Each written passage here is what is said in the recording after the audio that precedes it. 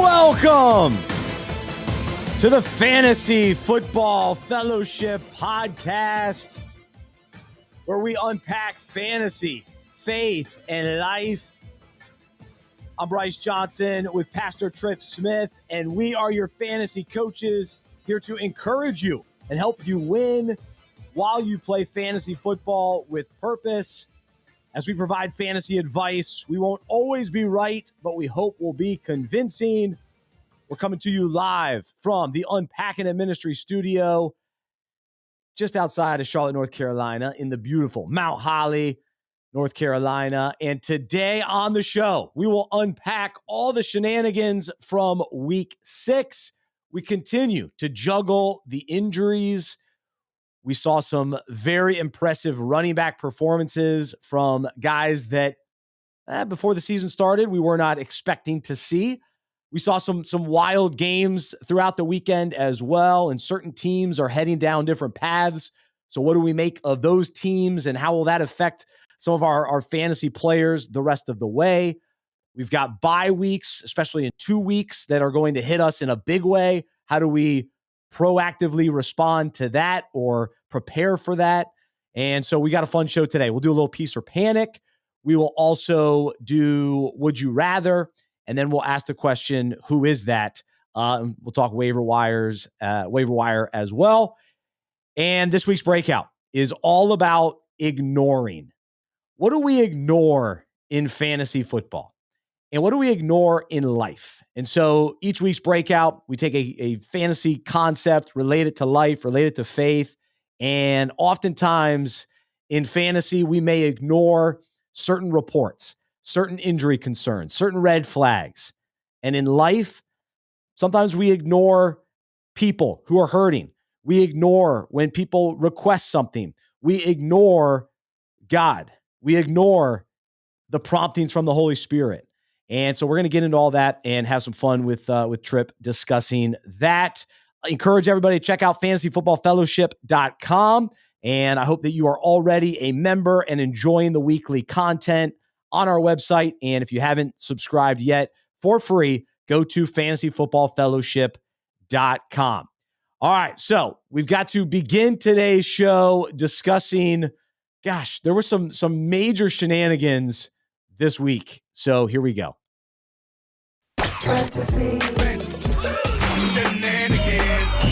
Fantasy Shenanigans. I know one thing for me, Trip, is there were countless games, especially in the first window of games, where guys that on my roster should have scored, even did score, and then penalties brought touchdowns back. Weird plays happened that just didn't count, and certain players that should have gotten into the end zone were stopped at the 1-yard line. We saw it on Monday Night Football with Drake London at the end of the first half. Thankfully, I still won that matchup, but those are the shenanigans for me. But how are you doing?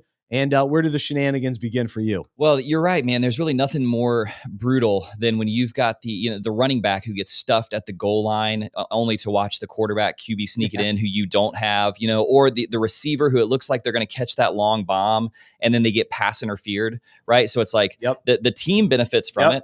I've heard people argue that in fantasy, receivers should get some kind of point for like when they get that, like George Pickens does it all the time, the 60-yard pass interference where you're like, if he'd caught that for me, that's 6 more points to my fantasy total. But instead, it's a totally irrelevant pass interference that takes the team down to the 5-yard line and then the running back runs in. 3 points seems reasonable. Yeah, that happened, like man. That's brutal when you're watching and that happens. I'll say I had a great fantasy weekend myself. One of the best fantasy weekends across all of my teams that I've had in a long time, because so many of these shenanigans that we talked about, the good shenanigans, the positive shenanigans, were guys on my team, guys that you and I have talked about and celebrated in the past. The negative shenanigans were guys on my opponent's teams, guys who I didn't have. Sometimes it just works out that way, where you benefit from all of the positive tomfoolery that happens, and your opponent is affected by all of the injuries and all of the failings and all of the goal line stuffs. So yeah, this was a fun weekend for me from a shenanigan perspective. Absolutely. So we have to start with this because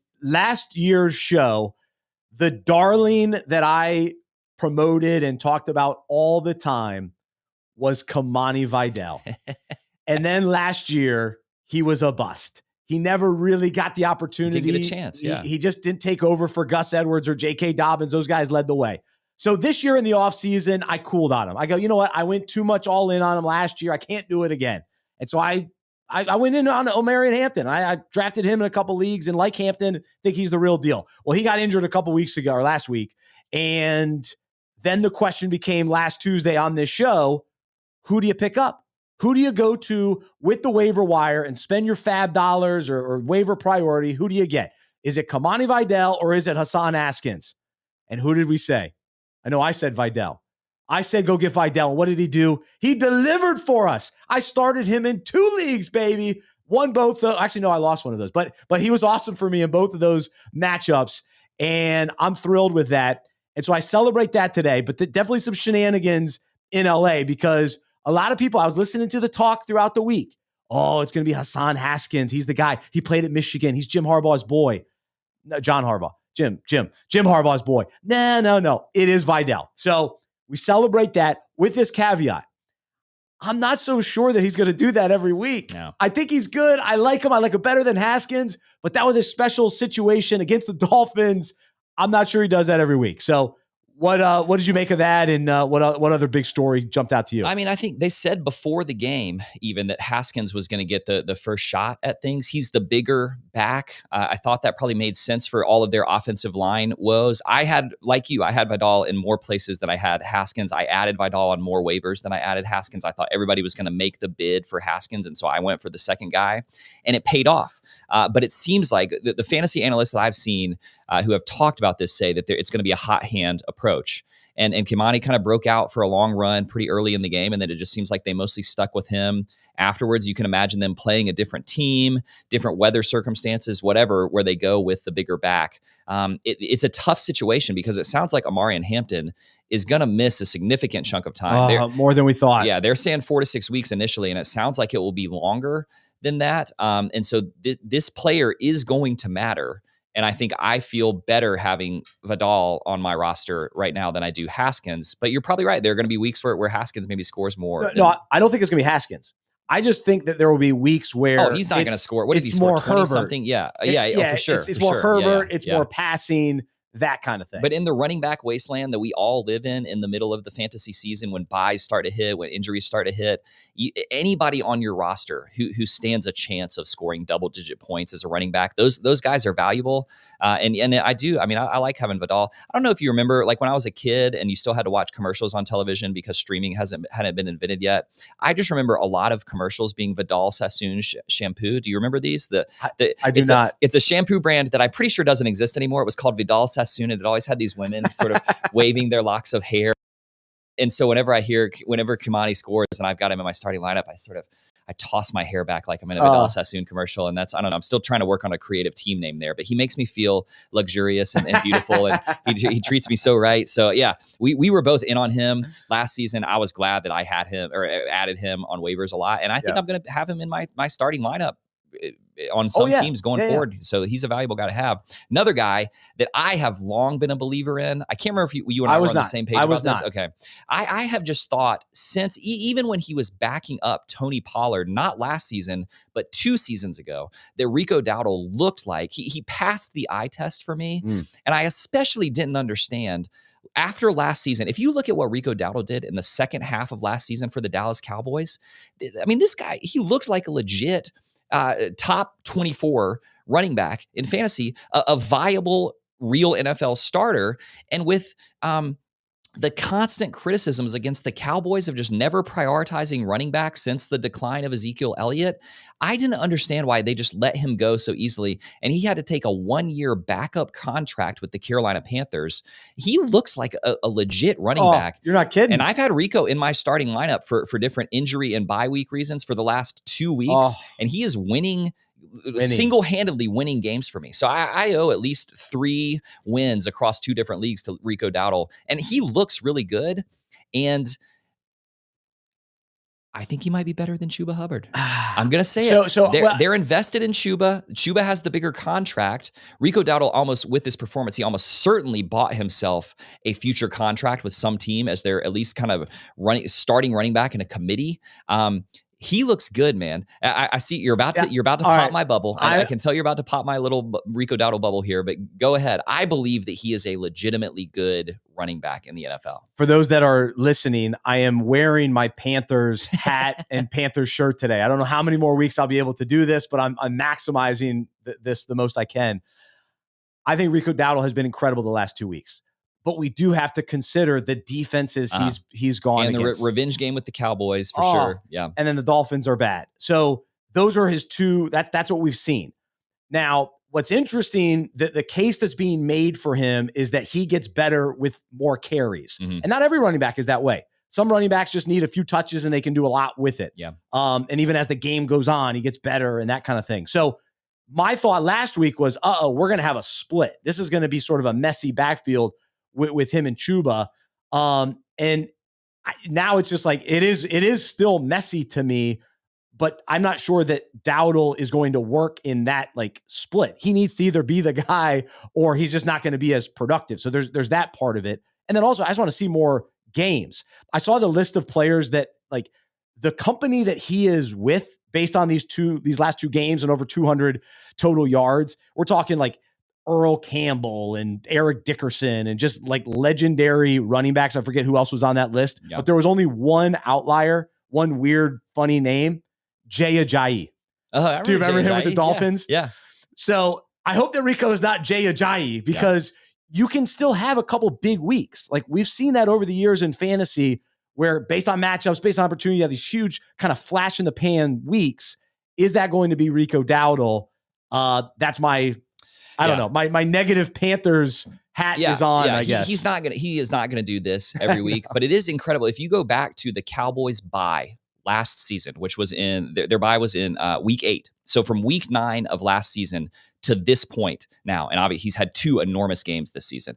But if you extrapolate out those games over a total season, he has more than 2,000 all-purpose yards as a running back over that period of time. So obviously, you're selecting a great window, but it is also not just like a little like 3-game span that you're talking about. He was good last season in the second half of the season, and I think you're exactly right. It means that when Chuba Hubbard comes back, it will be a committee.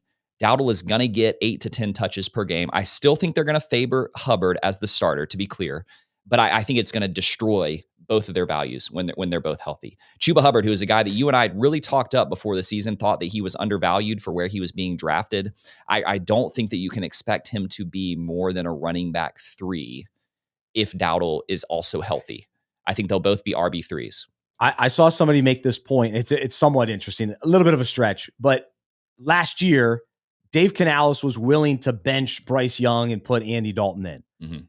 Will he be willing to bench Chuba Hubbard when he comes back in favor of Rico Dowdle because he feels like this is who's best? Yeah, this gives us the best chance to win and run the ball well. And Chuba just slides back into he's the one with the smaller role. Yeah, and I think if that is the case, Dowdle can continue as maybe an RB2 the rest of the way.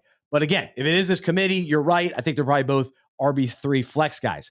I would probably, so I wasn't in on Dowdle. So I have to confess that I was not in on Dowdle. I'm a believer. Yeah. I guess I'm just biased towards him. If I was, I would try to trade him. Oh, for sure. Yeah. This is the time to trade him. Yeah. If you can get a nice. Same with Vidal. I think if you can get. I think so too. If you can get a guy who has a real shot at being a running back 2 for the rest of the season, yes, you do that in a heartbeat. Yep. Even if it's a low end RB2, because they just coming off an off game or 2. And people are excited about Dowdle, especially like you and I live in North Carolina. If you got a friend in the league who's a Carolina Panthers fan, and they can now they're sitting there at 3-3, and they can attribute their 2 wins here to the just Rico Dowdle going off. Panthers fans are excited about Dowdle. That's not going to continue. That said, they get to play the New York Jets this week. Oh, yeah. They get one more week. Well, you definitely get one more week. I'll be wearing this next Tuesday, too. So we'll keep it going, which is nice. All right, let's run through a couple other guys. And this one player, I am kicking myself for not drafting. I'm just so upset because I want to root for him every week. And I find myself rooting for him, even though he's on any of my fantasy teams. Yeah. It's Cam Scatterbo. This guy's unbelievable. Like, the idea that I win after Tyrone Tracy in 2 leagues is so foolish, and I'm so upset by it. Thankfully, overall, I'm having a great fantasy season, but I am missing out on Cam Scatterbo. This guy's the real deal. However, he's like one play away from being out with a concussion for a couple of weeks. Yeah, like that's very likely and very concerning, but ride it while you can. Enjoy it. The Giants will rely on him. Jackson Dart's interesting in fantasy too. I'm not sure that I'm convinced I can like start him unless I'm really desperate based on a bye week, but like not starting him over pretty consistent quarterbacks. I'm not willing to do that yet. Yeah. I got Matthew Stafford in him in a league. That's interesting.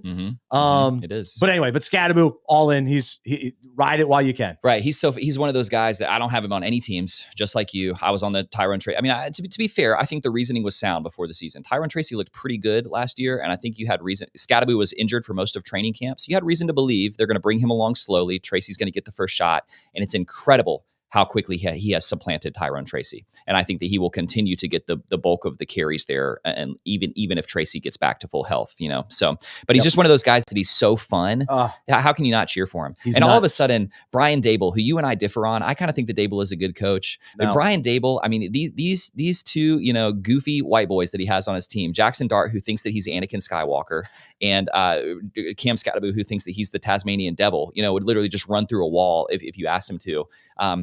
Dable just looks at these guys like, these two boys have just saved my career. Yep. I love them so much. And it's so funny to watch him experiencing the Scadaboo effect from the sideline. It's fun to watch, even if you don't have him from a fantasy perspective. It is funny how week to week we are, because didn't the Giants lose to the Saints 2 weeks ago? Yeah. And didn't the Chiefs lose to the Jags just last week? Right. Yeah. Like, we're so week to week. It's just funny to me. So anyway, from a bigger picture, I'm not sure I'm buying into the Giants, but I do like these two guys for fantasy purposes. The margins in the real NFL are just so paper thin, with the exception of the Tennessee Titans and the New York Jets. The Titans and the Jets are just absolutely terrible. I see, because now the Raiders are back. They won a game, so so now you can't include them in that category. But yes, I'm with you. The Titans and the Jets are clearly the two worst. I mean, yeah, and we're talking about it is interesting to consider now that what's the guy's name? Why is his name slipping my mind? Who just got fired? The Titans head coach. Yeah, Callahan. I've already forgotten him.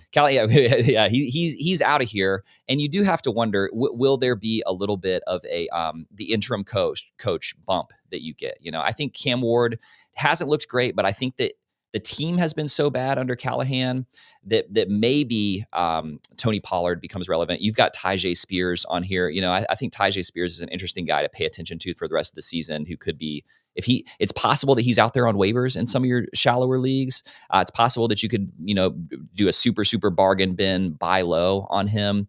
And I think there's a chance the Titans will be better for the remainder of the season than they have been thus far, because it has been so bad. So maybe look at the Titans players that are out there and consider buying low on like a Calvin Ridley, who's hurt now. If your team is in a place of strength and you're sitting there at 4-2 or whatever, he might miss a game or two. He's going to miss a few games, but I think they're going to prioritize getting him the ball when he's back. So these are just yucky, messy moves that you got to make. I think they'll be better with a change. Yeah. I just think they'll be playing free. Like, who cares? Like, Mike McCoy is never going to be the head coach. I don't think. He's the interim. I don't think that he's been a long time. He was here in Carolina, long time assistant coach, and he was a head coach with the Chargers. Is that it? Just the Chargers? I think just the Chargers. But yeah, I don't. So anyway, I think he's not playing scared. They'll just go for it. Like, let's light it up. Let's see what we can do. Yeah. Even though they're limited from a talent standpoint, I'm intrigued by a couple of those guys in Tennessee. All right, speaking of injuries, so you've got Calvin Ridley on that list, and now we've got more receivers to add to the list. You got Puka with an ankle. You got Abuka with a hamstring. You got Marvin Harrison with a concussion. Garrett Wilson, knee. You just go down the list. You're hoping to get CeeDee Lamb back this week. Mike Evans might be back. I'm hoping George Kittle is back this week. Quentin Johnston shouldn't be out long, but he was sort of a surprise last week, going out for the Chargers. Anything interesting from an injury standpoint that has you chasing another player that will replace these guys, or who are you most concerned about with all these injuries across the league? The first thought that I had is I can't remember a week where there were more injuries to relevant wide receivers, but not really an injury to a relevant running back, right? True. It's usually the running backs who are getting hurt and you're scrambling to try to fill. But I mean, it's like receiver apocalypse here. It's incredible the number of guys who are going to miss multiple weeks with these injuries. I mean, I would say I think that Baker Mayfield just is a revelation. He is incredible. He's got to be the front runner for MVP. You keep saying they can't sustain another loss to their receiving core. They can't sustain another loss to their receiving core, and he just keeps figuring out ways to like make it work. And he does it with his legs, but he also does it with his arm. He is a great quarterback right now, and so somebody's going to have to catch the ball there in Buccaneers. So you got to check and see for the next few weeks who are those Bucs wide receivers that are on waivers. I'm not sure if I make a bid on the top guy because I feel like any given week it's going to be kind of a dart throw which one of them is the most relevant. But I wouldn't mind having Sterling Shepard on my bench and plugging him into a flex spot. It's two different. What is it? Cam Johnson and Tez Johnson, who are their other two kind of young receivers there. My cousins.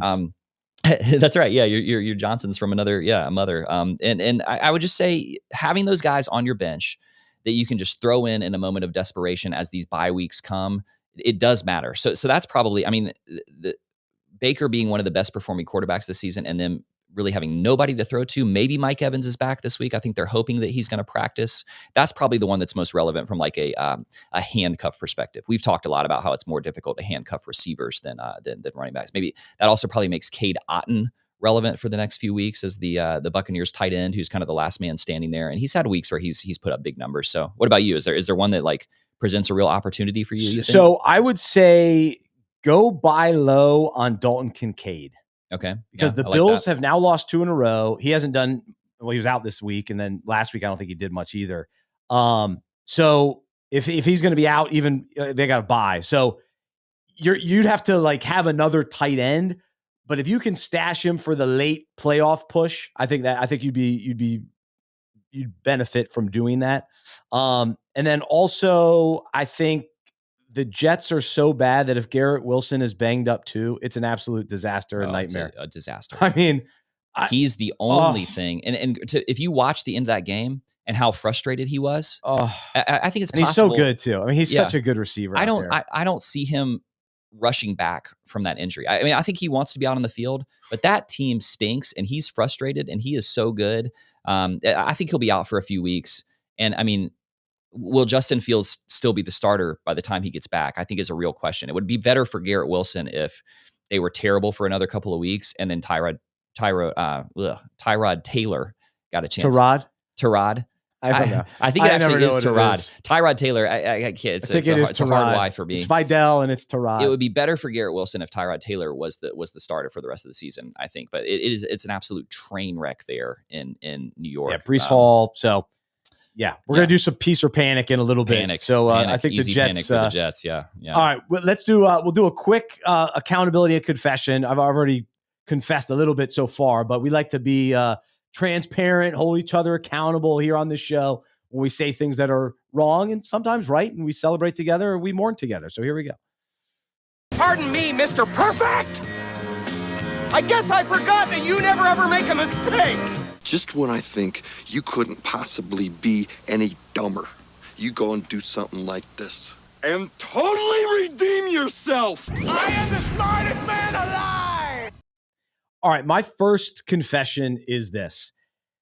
The San Francisco 49ers are always injured, and I find myself just avoiding them completely.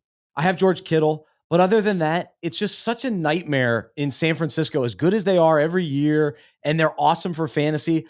I just can't ride the injury roller coaster. I never know who it's going to be. But with that said, I've missed out on Kendrick Bourne because he's been great. He's been putting up huge numbers the last couple of weeks, and I have not taken advantage of that. And I think I said last week don't worry about Bourne, and that was a miss. And so I miss out on him. I feel the same way about the Tampa Bay Bucks. And you talk about how Baker's been so awesome, and all these wide receivers have been great. I just never know who it's going to be. And so I just avoid it, but I also miss out on enjoying when you do hit on some of those guys because Baker has made fantasy stars out of a number of these guys, but they seem to be in and out of the lineup as well. And so I just have to confess that those guys I'm not invested in, and I'm sorry that I've maybe led you astray on avoiding some of those guys because you do get the benefit at times. Yeah, man. Yeah, those are painful. Yeah, miss out on those guys. I mean, I think I want to go back to a preseason prediction that I made about Joe Burrow breaking Peyton Manning's record for, the most yards in a season. And is he on pace for that, or obviously on a per game basis? I Yeah. don't know. Obviously, you can't predict injury, and especially just an injury like that sort of disrupts the whole season. The toe thing for him, it's possible that he just doesn't come back. I think. What I wasn't factoring in was how terrible the Bengals offensive line could be. And I went back and looked, was that because nobody was talking about it? Or was it because we didn't think they were going to be as bad as they have turned out to be? I think what happened is everyone already knew that they were so bad that no one was talking about it because it was just a foregone conclusion. This is what they do. They don't spend money. They draft skill players. They don't pick up offensive line players, but it has just rendered Chase Brown totally ineffective. So Chase Brown, I think you can safely say this is a lost season for him. I still think that he's a good running back, but I don't think that we're going to get to see that at any point this season. And even though they sort of looked serviceable with Joe Flacco starting this week, I watched some of that game, and there were a few plays where Flacco he had no chance. No. And that guy, he's not going to scramble. He's in his whole career, he's never scrambled, but now he's 65 years old. He's not going to run. He was not the right quarterback for them to pick up, So he's a great quarterback. He throws a pretty ball. If you saw the touchdown pass that Jamar Chase caught, it was just I'm one of the best receivers in this league, and I'm so frustrated with this situation that I'm going to catch I'm just going to overpower two defenders and catch an incredible touchdown pass. But you can't count on that from a week-to-week basis. So again, I'm not Chase Brown. I'm selling for anything that I can get. If anyone still believes, if you can get anything, an interesting question is, would you trade Chase Brown for a guy like Rico Dowdle or a guy like Kibani Vidal? Which side would you rather be on? I think it would be interesting if you picked up Vidal on waivers and could go make that offer for Chase Brown. Could that trade get done? And would you want it to get done? Because I think it's just going to be a lost season for him. He'll have one or two games where he breaks away for a long run and scores a touchdown, but for the most part, he's barely shown any signs of life. Yeah, it's been terrible. It's been terrible. I looked in most of the leagues I'm in. The guy who is in first or second place has Jonathan Taylor somewhere on his roster, and the guy who is in last place or second to last place has Chase Brown somewhere on his roster. And that's really that's the difference between hitting or missing on those early running backs. And he's been a huge miss. I will confess right along with you. I'm in a 14-team league at my church, and I reached for Chase Brown, which is what people were doing before the season. Yeah, right. I reached for him. He was part of my back-to-back to start the draft. Thankfully, I took Drake London, but Chase Brown was right there with me, and I just got my first win last night. What can you do? Yeah. So it's been a nightmare. So I had George Kittle too. So George Kittle, Chase Brown has killed that team. And in the 14-team league, the margin of error is very slim. But I'm back. I'm still alive. So look out, Point Church. Here we go. The one last thing I'll mention here, two different names. So last week I started Theo Johnson. I was all excited about the Giants, and I was like, Jackson Dart has to throw to somebody. He didn't throw a lot to Theo. I'm still in on Theo though. Yeah. So I was wrong last week, but I would stick with him. I think he's a part of this young core, the rise of the Giants, at least fantasy wise. I don't know how many games they're going to win. And then also I was wrong about Troy Franklin. I continue to start him. I continue to have these high hopes for him, and he's not consistent, and he's not involved enough in the offense. Yeah. And the Broncos had a weird game too. That's what I was going to ask. Were we wrong about Bo Nix? Is the real headline there, Bo Nix is not going to be what we thought he was going to be? No, I don't think there's panic yet, but we have to at least have some level of confession there, because they played the Jets. The Jets defense is pretty solid.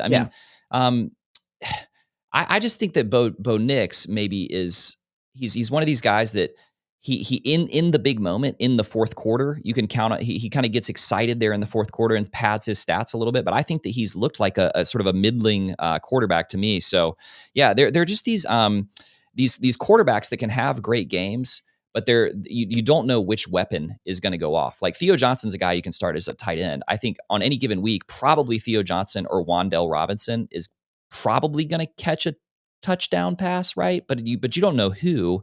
And with the Broncos, you're starting Cortland Sutton. You have to do that if you have Cortland Sutton on your roster. But between Troy Franklin, Marvin Mims, Ingram, Lord knows how many.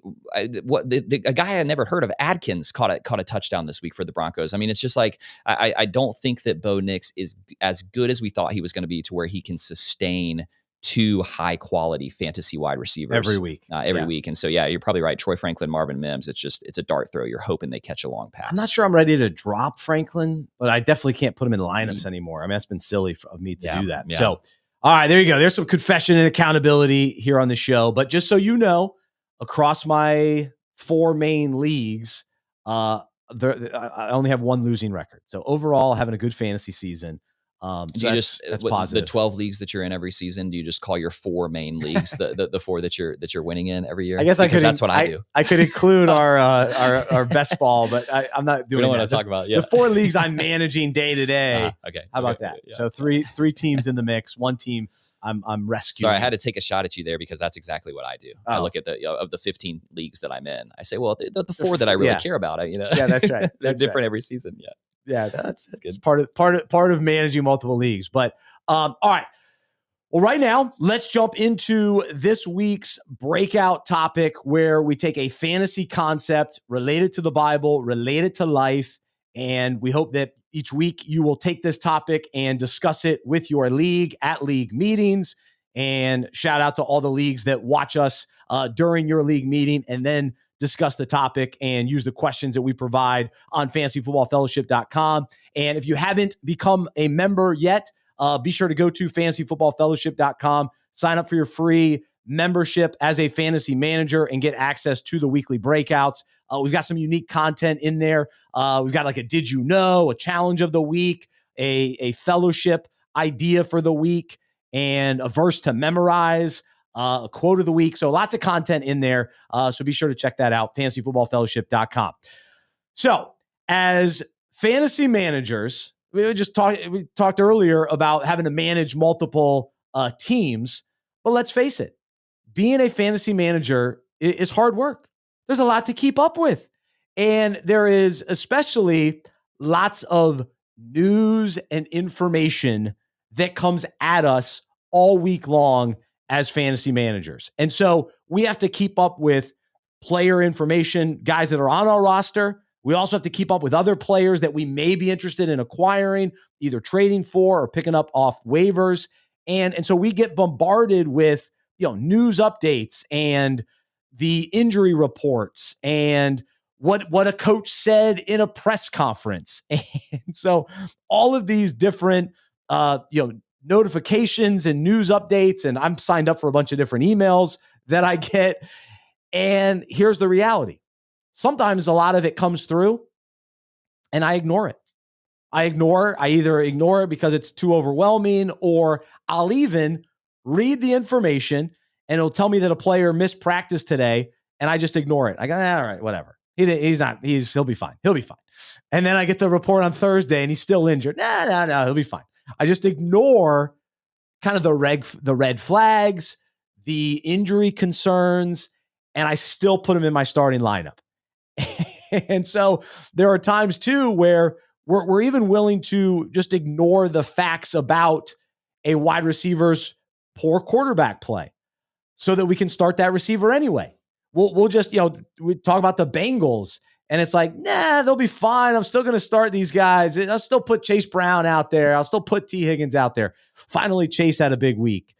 But we sometimes ignore the facts of what's actually happening with the NFL teams, or sometimes if we find out about kind of utilization situations where guys aren't necessarily on the field as often as we think they are, or they're not getting as many targets, they're not getting as many touches or carries, and we just ignore it. We go, it doesn't matter. I'm going to keep starting this guy. But if we really look at the stats and really looked at the information, we would know probably shouldn't start this guy this week. I'm guilty of ignoring weather reports or matchup situations with, this guy's got a tough, the other week I put in Theo Johnson at tight end, even though the word was don't play a tight end against the Eagles. Well, I ignored it and started him anyway. Thankfully, I still won, but still, it was a silly move there. And so what do we do with the red flags? What do we do with the injury concerns? And are we ignoring these things? And the other thing that we have to think about too is sometimes we'll be so focused on our current roster that we overlook players who are performing well around the league that are actually available on the waiver wire. Because we're just so focused, we're just ignoring what other players are doing. And actually, some of those guys are doing better than the players on our own team. And, sometimes we'll ignore when, one player is actually becoming the featured back and we've got the other running back. And so we ignore it. We ignore the warning signs. And we go, nah, my guy's still the guy. No, he's not. He's not the guy anymore. He's now turning into the backup. And so the last thing from a fantasy standpoint is throughout the week, managers will send us trade offers. And what do? We ignore them. Or at least somebody does, because I'll be sending them out and they ignore them. Give me a response. I get nothing back. And so what? Now I've got to text you. Now I got to call you and say, hey, did you see the offer? Oh yeah, I saw it. I don't want to do it. Well, then decline it. Because otherwise it's just sitting there. You're ignoring my offer. You're ignoring me. I don't appreciate it. And so we do this. And then actually I got one more bonus thing because this happened to me last week. Sometimes at the very end of the week, guys get dropped, like maybe on Friday, and you just sort of miss it. You ignored it. You ignore fantasy on Friday or Friday night. You're having a nice time. You're not thinking about fantasy Friday night. And all of a sudden that guy's available on waivers that somebody else dropped, and you need to pick him up for that Saturday. But then somebody else, the other day, Josh Downs was available, and I just missed it. So I just sort of ignored the waiver wire and missed out on that opportunity. He scored a touchdown this past week. So as fantasy managers, we are guilty of ignoring many things throughout the fantasy season. And so the challenge for us as fantasy managers is we got to pay more attention and do our best not to ignore what's most important in fantasy. And so, Trip, how does this land for you? And where do you find yourself ignoring certain situations? I mean, at a certain point, you can't take in all the information that is out there. In my fantasy career, I've now been playing fantasy for about 15 years. I know you've been playing for longer than I have. I can remember the day when it felt like you could realistically sort of take in a good portion of the information that was out there about the relevant players and act on that information. And now there's just so many stats and advanced stats and podcasts and fantasy resources that at some point you can't take it all in. I'll tell you the two things that just resonated with me that you just said are the later in the week waiver ads. That's tough. I'm always paying attention to that first waiver period, but guys who get dropped that you wouldn't expect to get dropped who become available on Friday afternoon or Saturday night, that always catches me off guard. And then I think it's a criminal offense to not press the decline button on trade offers that you receive. I'll have guys that text me and be like, nah, that's not really doing anything for me. And I'm like, okay, have you seen this new cool feature that they have on the Sleeper app? It's the decline button. It's the button that says, no, I don't want to accept this trade. That's all that I need from you. I'd love to get a counter offer. That's right. But at least just don't leave it sitting there. I think that's like that's a punishable offense in the fantasy leagues that I commission, are just leaving trades unresponded to for like weeks at a time. So because people ignore those. That drives me crazy. No, you can't really sit on a trade either. Yeah. Like you got it, because it's moving so fast. So this trade works for me right now. That's why I sent you the offer right now. Yeah. 2 hours from now, it might not work for me anymore. So do it, either take it now or just, forget it and click, right. I'm not doing it. Yeah. Just say no. Yeah. So there you go. All right. So when it comes to our own lives, I think there are other things that we're ignoring that we shouldn't. And so we could goof around about fantasy and we ignore certain things, but man, I think there's some important things that we're ignoring. And I'm going to run through a bunch of these things today. So wherever it hits you today, I hope that this will be a good challenge for all of us. I know it's convicting to me as well, but are we ignoring the needs of those in pain? The people that are going through tough things in life, are we ignoring them, or are we showing them concern? Are we paying attention? Are we ignoring the comments people make that serve as red flags pointing to a deeper pain they're experiencing? The other thing, are we ignoring requests from people? when they ask for help, when they ask for, something, right? Service or money, right? Are we just ignoring them, or are we responding? And are we helping as we can? And then there's some nuance to this, but what about calls, texts, and emails that require a response, and we leave them open without any action? It's just like the trade requests. I mean, so I'm putting together a golf tournament for Unpacking It Ministries. This is our biggest fundraiser of the year, and we have tremendous participation and support. Along with that, I can't tell you the amount of emails and texts I've sent with no response. They just ignore me, and it hurts. It's painful. Come on. Just say, hey, I'm not interested, or hey, I can't do it this year. I can't play. I'm not available. Great. But just leaving it, just not responding, it's disrespectful and hurtful. But we do this because I don't want to answer the phone, or I don't want to respond to that text. Well, if somebody reaches out, especially if they're asking something or they're waiting for a response, and we just ignore them, man, it's pretty weak. All right. Also, are we ignoring our family because we're on our phones and we're responding so many to those texts that we're actually ignoring our family? So this speaks to priorities there. But along those lines too, are we ignoring our spouses and the hints they leave us? That could go a number of different directions, but are we ignoring those, or the nonverbal cues that they give us?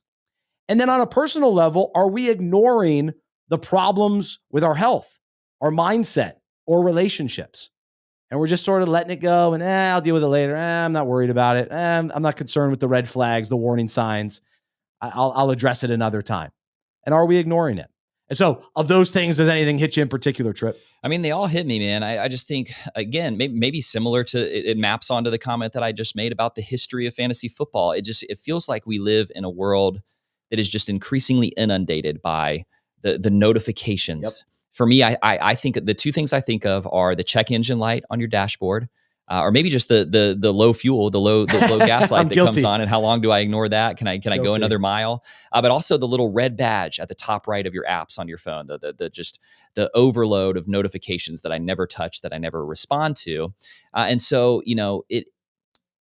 this resonates with me so much, what you're saying, and it does become a question of priorities. It also becomes a question of simplicity. If I've got 200 apps that I don't need on my phone that all have notifications turned on, I'm going to have 2,000 of those little red badges, right? Whereas if I think about simplicity, as I think about what are the real priorities in my life, I don't need 150 of these 200 apps that I have on my phone. I want to put my phone down when I walk into the house every day when I get home from work, things like that. I mean, you have to have some margin, some breathing room to respond to those warning signs, to not ignore them, and that takes a fair amount of intentionality. It takes some real thoughtfulness and some wisdom on our part. So yeah, this is an important topic. It's really hitting home for me, for sure. That's right. Because if we're consumed with all those notifications, then we're ignoring what's most important and other important things. And so along those lines too, the question for us today, in what ways are we ignoring God? And are we ignoring him altogether and choosing not to trust him, follow Jesus, or receive the salvation he offers? So who resonates with that? And are we ignoring the truth of the Bible and the signs all around us that point to God's reality, that he is the creator and that Jesus is the answer that our soul longs for? And so instead are people continuing to live in the dark and doing what we please, or just ignoring God completely and ignoring the signs and the nudges and just the truth. We're ignoring the truth. And so in 2 Peter 3:3, it says, most importantly, I want to remind you that in the last days, scoffers will come, mocking the truth and following their own desires. And in Romans 1:20, for ever since the creation of the world, his invisible attributes, his eternal power and divine nature have been clearly seen, being understood through his workmanship, all his creation, the wonderful things that he has made, so that they who fail to believe and trust in him are without excuse and without defense. And so we can't ignore all the signs that point to God. They're there. And so, we can ignore them, but they're there. Like eventually we we have to understand the reality and the truth there. And as this verse says, we'll be without excuse because they're there. Now too often people are ignoring the truth there. And so then for those of us as followers of Jesus, in what ways are we ignoring God?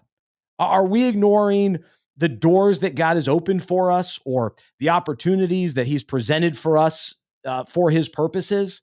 And are we ignoring the promptings of the Holy Spirit to take action? Is the Holy Spirit leading us to step out in faith, speak up, or reach out to someone? If the Holy Spirit puts somebody on our mind or heart, are we going to act on that and reach out? Going back to the people that are in pain, the people that are hurting, are we ignoring that?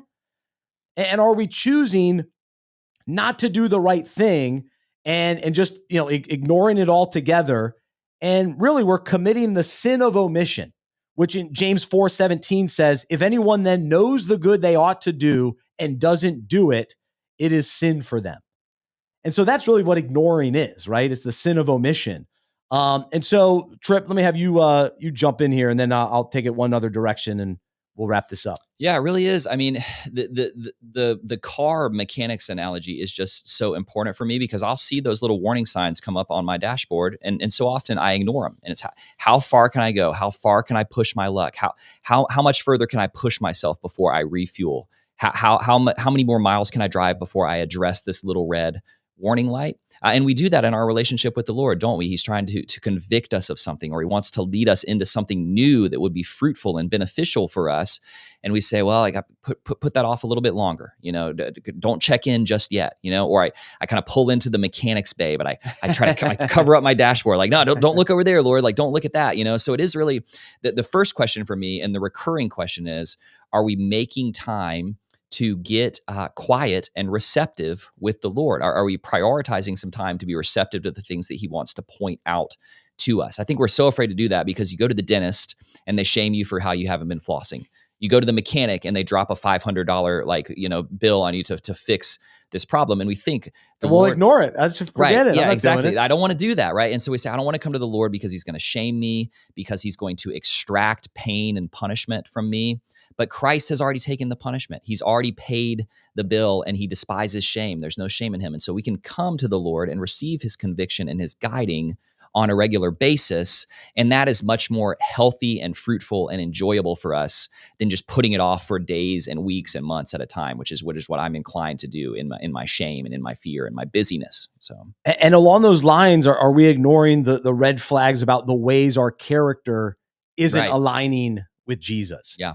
And so when we are introspective and asking the Lord to search our hearts, and he's revealing areas of our character that are out of alignment, are we ignoring that, or are we asking him to help us, work through that? He loves to help us. He's a gracious father. Jesus is a friend of sinners, right? It's like we want to ignore that stuff. We want to run away from it because it's scary, because it hurts a little bit. We figure out ways to self-medicate and distract.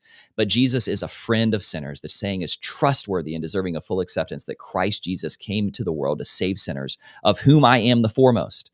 I'm being convicted of my sin. I'm realizing what I'm struggling with, but that doesn't end there. It's a means to the end of receiving the forgiveness, the restoration, and the leading of Jesus, which is what he loves to do. So we ignore God, and we're afraid to come near to him in our shame, but it's actually only through conviction that we find the freedom and the healing that we were meant for. It's great. And the one other part to this too is we rest in the grace and we absolutely receive his forgiveness and all of that. But are we ignoring the sin that is in our life, and even the certain Bible verses we'll just ignore? We'll ignore God's commands and go, I'm going to keep doing what I want to do. I don't really like that. No, that doesn't really fit into my lifestyle. I'm not going to do that. And so we just ignore God's word. We ignore the truth of his word. And so that's concerning. We also sometimes ignore, the facts or the truth about what we know is the wise choice to make. Going back to fantasy, sometimes we have the information where it's like, no, this running back really isn't the starter anymore, and he shouldn't be in our lineup. I'm going to do it anyway. And so often we'll know the truth of a situation, and we go against that. and we ignore the truth, and we act, a different way or go the other way. And it's in disobedience. And then sometimes, we have the wrong belief about something where, we start to think like, oh, God doesn't really love me anymore. And then we choose to ignore the truth that, no, God does love you. And to your point about, we don't have to let shame take us down and destroy us. And so, are we also ignoring the signs that, we're drifting away from God and getting sucked back into the world and ignoring the consequences for sin and disobedience? There is loving discipline that is involved when we do disobey, but are we ignoring those consequences and going straight down a path of sin? And so the questions are sort of endless, and I encourage people to read the breakout, because there's a lot of layers to this topic this week, and it's probably my favorite topic that I've written about so far this season in 6 weeks, because I think it's easy to ignore things.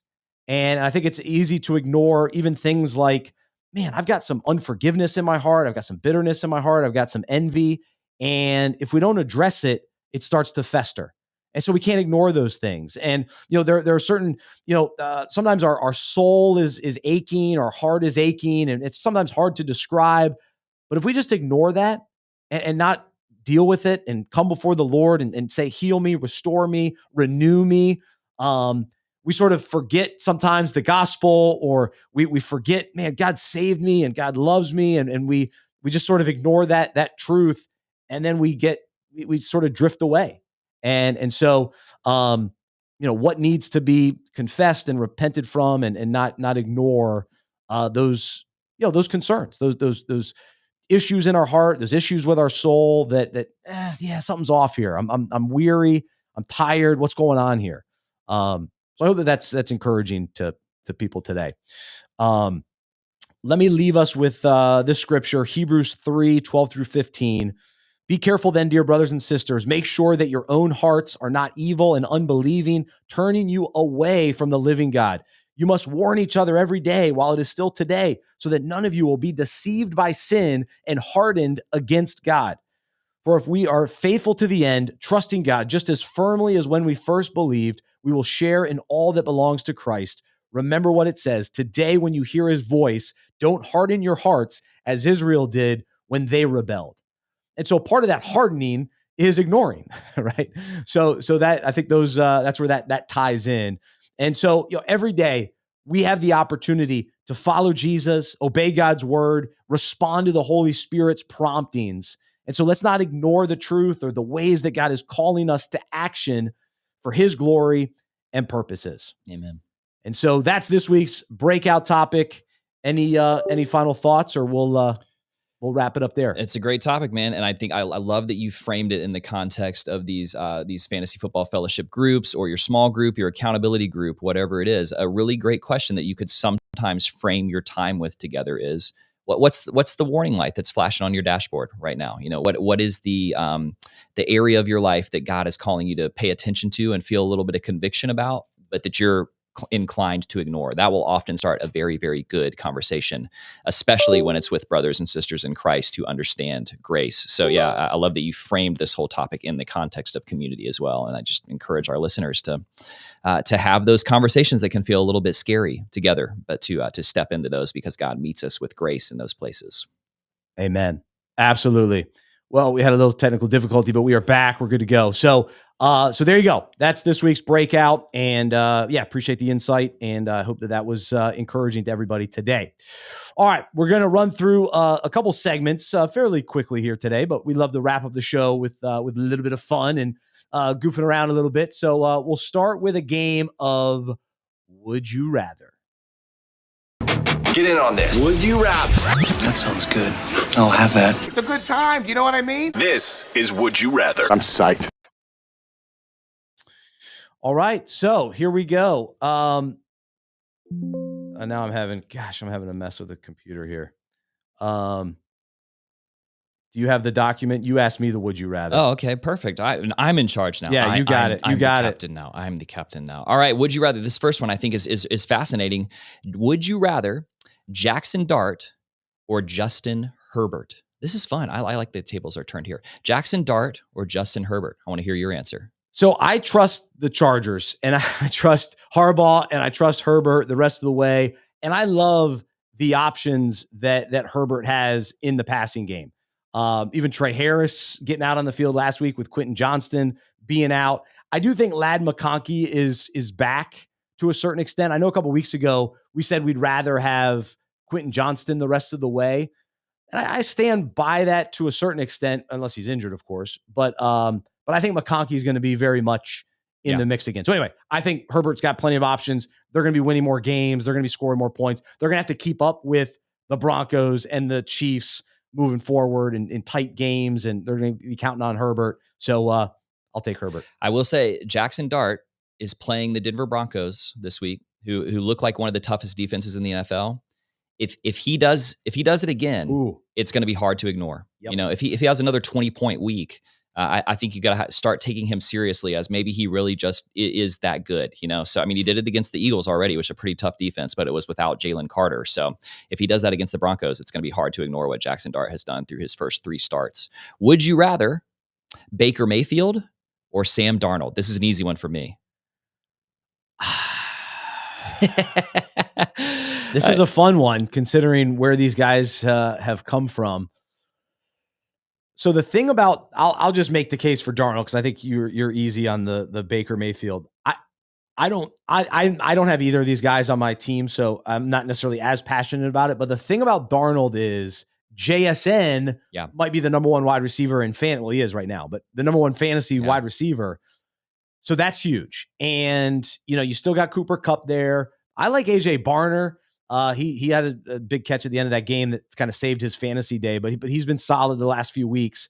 And then the other reality is, which we'll maybe talk about during Peace or Panic, but the Seahawks running game is a disaster. So Darnold's going to have to throw the ball around the field. So part of me likes Darnold in that regard. Yeah, I'm going Baker, but so much of it for me is just the fun factor. I just love how he's like playing like a man possessed, you know, but it's funny to think that the Panthers took a look at this would you rather, Baker Mayfield, Sam Darnold, and they said, why don't we just sell everybody and draft Bryce Young? Yeah, so you'd love to have either one of those quarterbacks playing the way that they're playing right now in Carolina.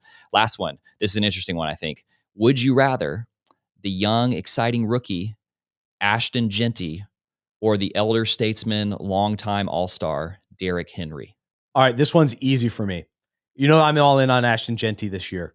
But the moment that sealed the deal, Derrick Henry just fell on the goal line. What was that? No, seriously. Like, what happened? How did he not score that touchdown? I mean, he just fell down. Yeah. He wasn't tackled. I know the defense was there, but it was like, dude, this is a Derrick Henry touchdown. This is what he does. And I don't think the offensive line is that banged up. I know their defense in Baltimore is banged up, and of course Lamar Jackson is out. But when you're on the, I don't know, was he on the 3-yard line, 4-yard line? That's a touchdown for Derrick Henry. So what is going on? Something's way off with him. And so, you know, the Raiders are very inconsistent. They're unreliable. I wouldn't say that they're a mess, but they haven't figured it out. And so Genty is limited because of that. But the upside's there. I'm still riding Genty. All right, I think I'm with you. I think I'd rather have Genty.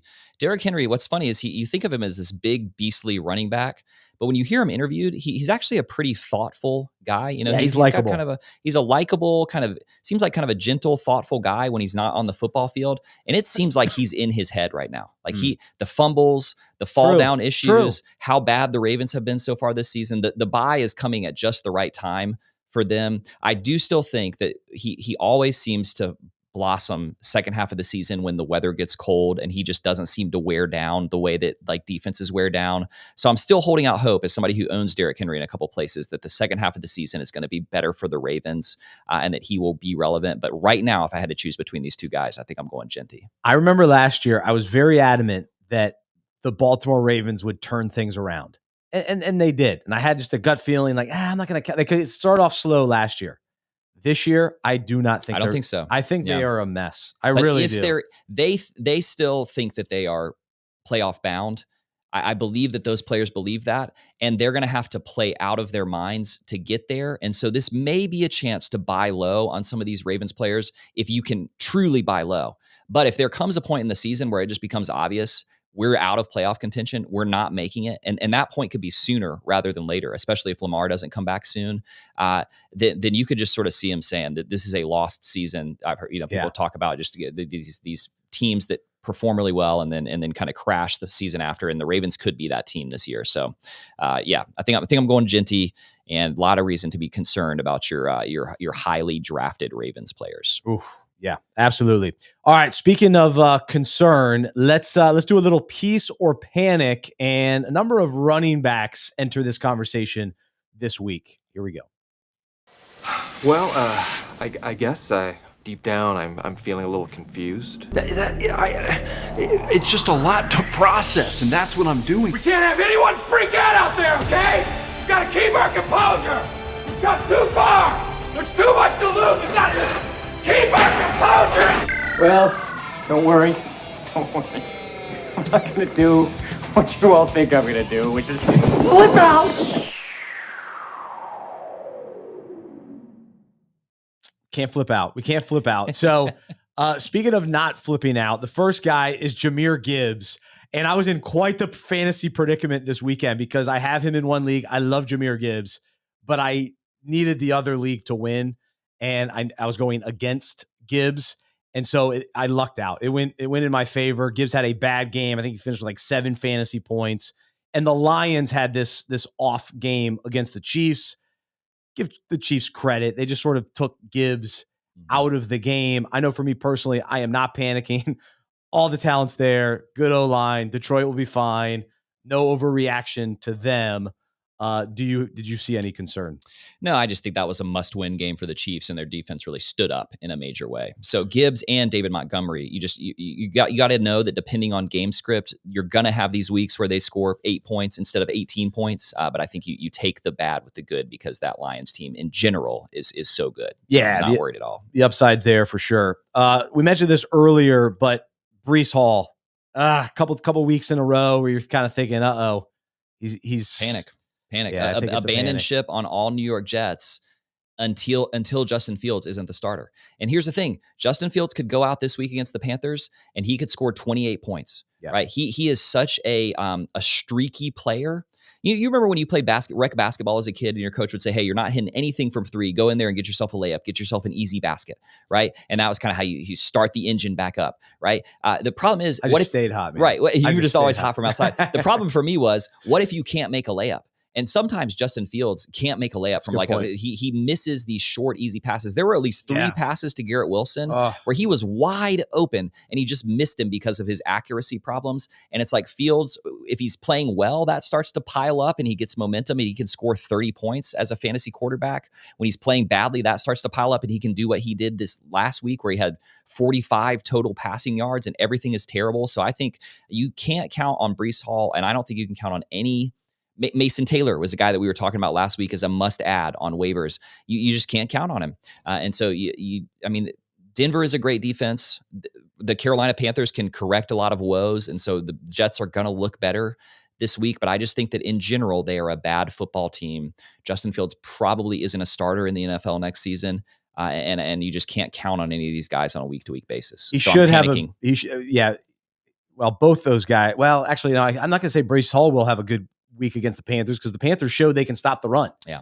And so it's an away game for the Panthers. I think Williams. They're a different team on the road. The defense seems to get really hyped up when they're at home. They don't play as well on the road. So Breece may have an okay week this week, and that's your chance to sell. That's your chance to get out, in my opinion. And I would say, though, don't give up on Mason Taylor if you have him, and let somebody else, if somebody else drops him, go get him. Because if Tyrod Taylor comes in, I think he likes the tight end.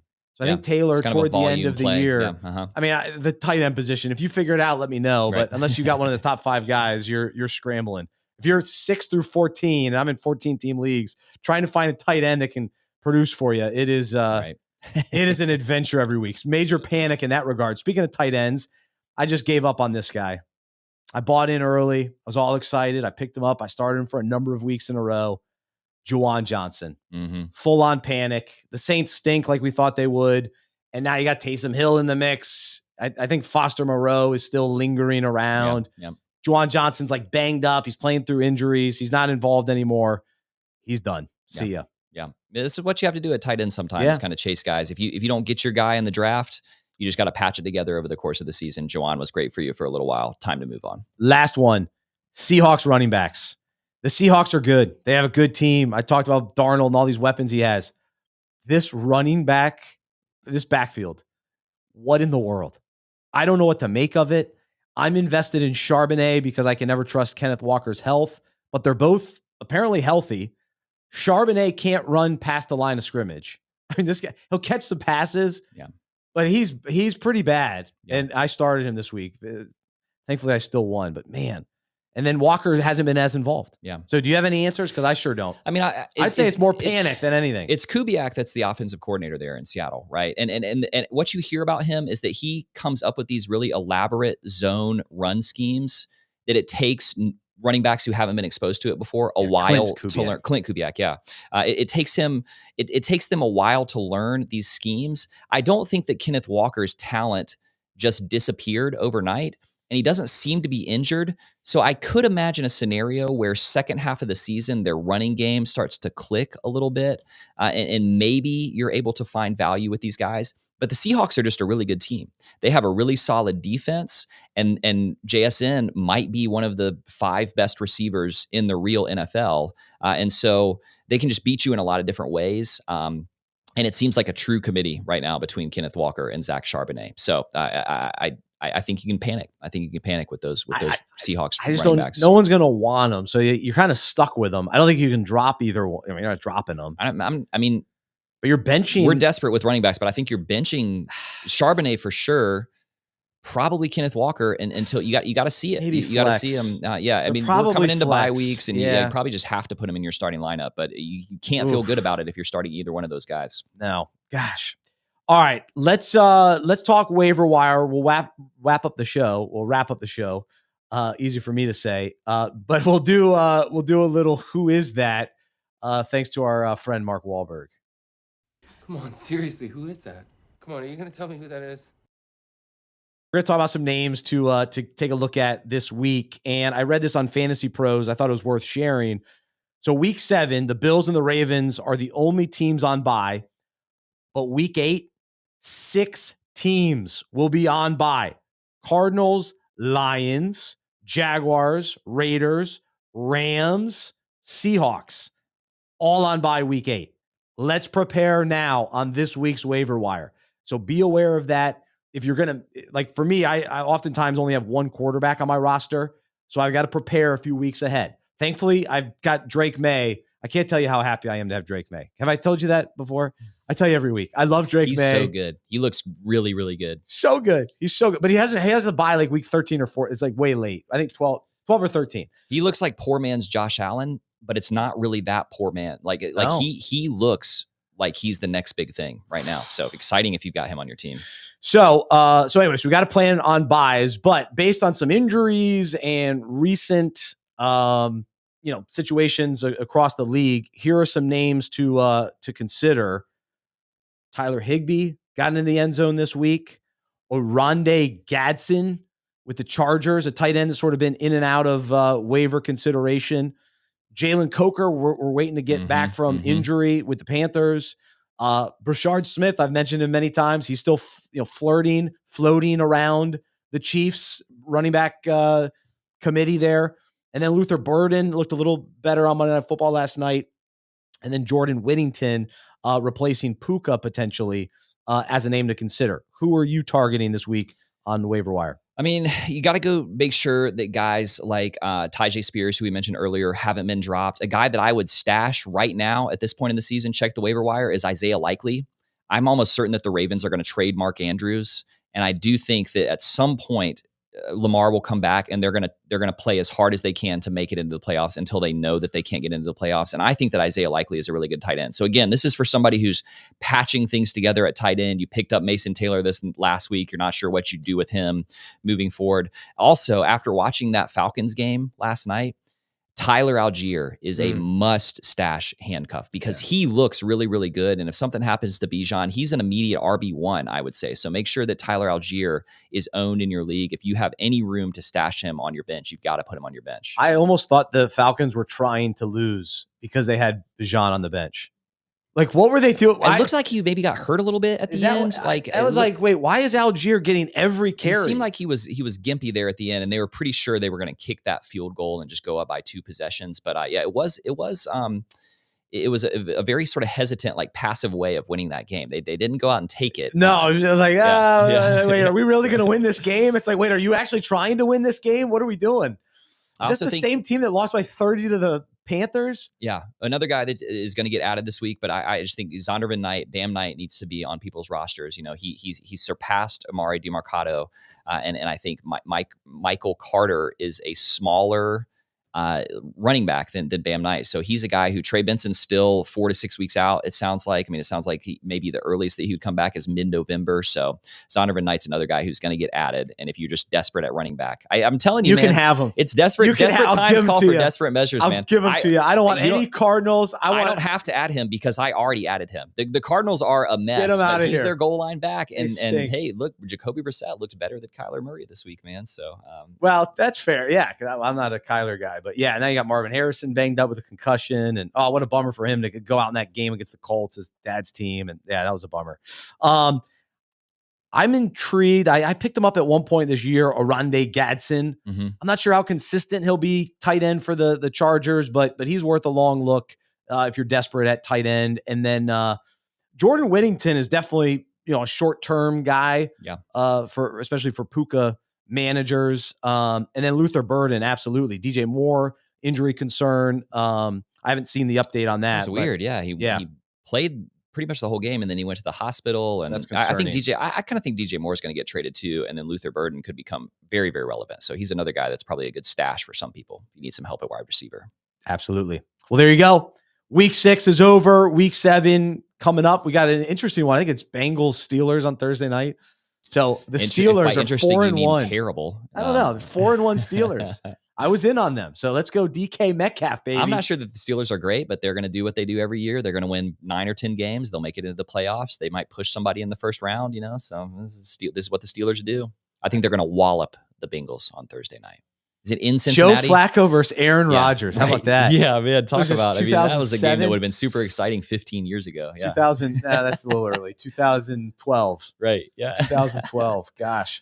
All right. Well, there you go. For Trip, I'm Bryce. I'm a sports fan and fantasy manager who follows Jesus. I believe in the good news that he died on the cross for my sin. He was resurrected. And through faith, I've been saved by his grace. I hope that is true for you as well. And I hope you'll join me as we live life as fantasy managers who follow Jesus together. The question this week, what are we ignoring? Let's not ignore God. Let's follow him. Let's allow him to guide us and lead us in every aspect of our life. Let's choose obedience. And let's choose the fruitful life found in him. Have a great one. We'll talk to you next time right here